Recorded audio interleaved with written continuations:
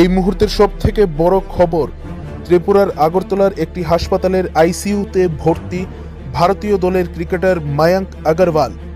সূত্রে জানা গেছে ফ্লাইটে কেউ তাকে বিষ দিয়ে মারার চেষ্টা করেছে, যদিও এই বিষ দেওয়ার খবরটি এখন পর্যন্ত সম্পূর্ণভাবে কনফার্ম নয়। তবে সূত্রের যে খবর উঠে আসছে, বর্তমানে ত্রিপুরা রাজ্যের আগরতলার একটি হাসপাতালে আইসিইউতে ভর্তি রয়েছেন ভারতের ক্রিকেট দলের ক্রিকেটার মায়াঙ্ক আগরওয়াল।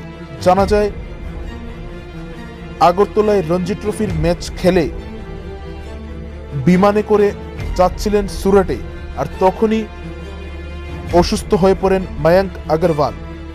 ওনার অসুস্থতার খবর পেয়েই সাথে সাথে ওনাকে আগরতলার একটি হাসপাতালের আইসিইউতে ভর্তি করা হয়।